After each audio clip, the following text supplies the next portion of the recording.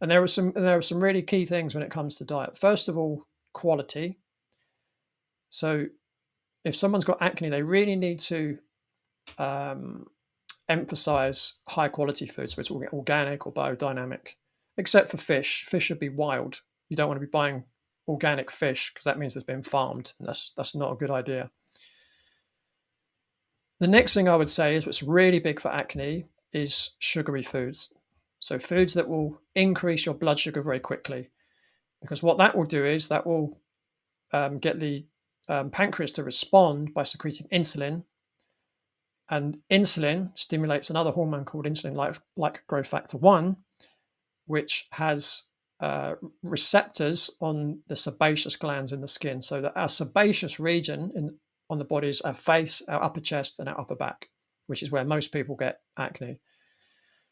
So cutting down on sugary foods, and I would add to that foods made from flour, so things like bread can be a real problem because they are what's known as high glycemic. That would be a great place to start. The next thing is dairy.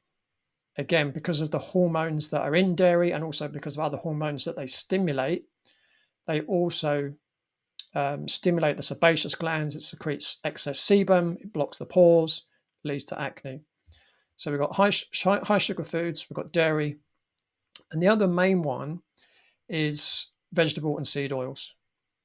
So things like canola, rapeseed oil, soybean oil, peanut oil, all those kind of things that are in most kind of like packaged foods. So they cause inflammation in the body. So that's why that's an issue, because acne is an inflammatory condition. So if you minimize inflammation, that's always a good thing. But another thing that causes inflammation, and I spoke about this earlier on, is if you've got a food sensitivity. Now, all of us are different. All of us have certain sensitivities, and it's important to find out what you're sensitive to. So you need to eliminate those foods from the diet. So that's a very quick overview of diet.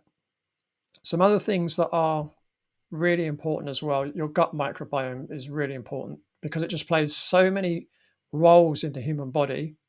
You know, it plays a role with hormones. Again, hormones we know is very closely linked to acne. Your gut lining is pretty much does exactly the same as what your skin does, but on the inside. Okay, it's semi-permeable. It stops things getting into your bloodstream that shouldn't be in there. The main difference is obviously your gastrointestinal tract has a lot of food going in there. So our skin is covered in microbes. Our gastrointestinal tract is covered in lots more microbes. And the reason there's lots more in your gastrointestinal tract is because they have a lot more food to eat. You know, unless you cover yourself in food every day, the microbes on your skin, all they eat are the lipids from your sebum and the proteins from your skin cells. That's all they have to live off. Okay. So balancing your gut microbiome is very important. And again, that's probably a whole nother podcast episode on it in its own right. Toxicity is another major issue.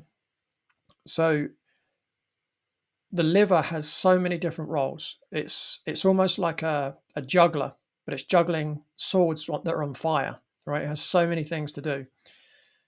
One of the things it does is that it processes hormones. So once you've used the hormone, it gets processed by the liver and hopefully comes out the other end.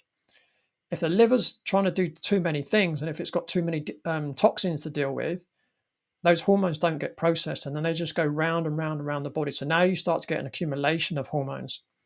And there are so many hormones that stimulate the sebaceous gland. So testosterone is the one that's often spoken about. But in women, estrogen dominance can also cause that. Cortisol can also cause excess sebum. So toxins also can be released through the skin. So if the liver and other organs of detoxification are overworking, the body still wants to get the toxins out of the body somehow. So again, the way that it will come out is through the skin, right? That's why saunas are so great for detoxification, because we get toxins out through our sweat. So there's that. Now, with the gut microbiome, just coming back to that for a second, there are certain microbes that are quite toxic as well. And you don't want too many of those in your gut. You're probably going to have some. It's just when there's too many that it really becomes a problem. So there are certain things people can do to help rebalance that gut microbiome. Some things can be quite gentle, and some things can be a little bit more harsh in terms of getting that job done. The other thing that people need to make sure is as well, and again, I've mentioned this earlier, is people need to make sure they're having good bowel movements. So in the CHEK Institute, we have something called the poopy police lineup, right? And we say you want to pass a poopy policeman every day. So the poopy policeman is the ideal stool that you want to pass. So that's, easy to pass, not stinky. When you flush the toilet, it should just go away. Okay. If it's anything different from that, it's suggesting there might be something going on with either your gut microbiome or with your elimination system. One of the things that can cause constipation is stress. Stress is another factor when it comes to acne. As I mentioned, if cortisol goes up, the sebaceous glands have cortisol receptors, which means that when you're stressed, more sebum is produced, you're more likely to break out. So doing things to de-stress is really important.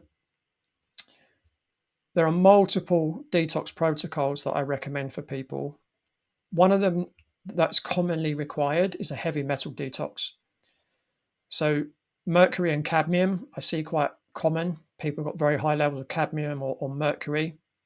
Quite often you clear those metals out of the body, their acne clears up. Now, what I haven't mentioned yet is the skin.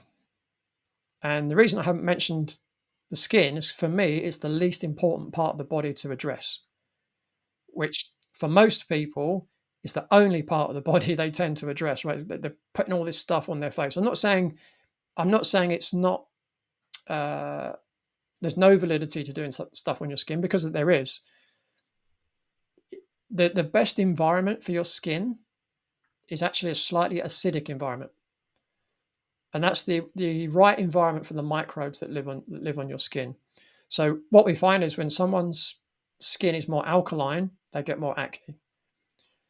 So one of the things that I do recommend for people to help lower the pH, to make it more acidic, but it also moisturizes, it also cools, and it also decreases inflammation, something really simple, a good organic aloe vera gel. That's my favorite. That's what I use every day.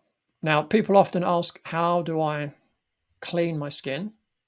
Now, obviously, I don't wear makeup, but I don't use any soap. I just use filtered water. So not chlorinated, fluoridated water, filtered water. Now, the advice that I give people, I actually got from someone called Dr. Julie Greenberg. So she's a holistic dermatologist. And she says you should only use soap on your pits and your bits. So your armpits and your crotch area. Right. You let the rest of it, just let water clean the rest of it. And when I first heard that, I was like, that sounds strange. But then I tried it and I thought, wow, my skin's better. I mean, I didn't have acne at the time, but I felt my skin actually feels better for not putting soap on it. And that's because most soaps are alkaline. They're very drying. So, it's frustrating for me because a lot of people with acne, they want to know, what do I put on my skin? What do I put on my skin? Most of the things that people are told to use on their skin are toxic. Now, what have I already said about toxins and acne, right? They go hand in hand. Yeah. Hey guys, I would like to take a moment to introduce you to our app, Yoga Plus. You will have access to an incredible selection of videos led by top instructors in yoga, fitness, nutrition, and so much more. Download our Yoga Plus app, available on iOS and Android today.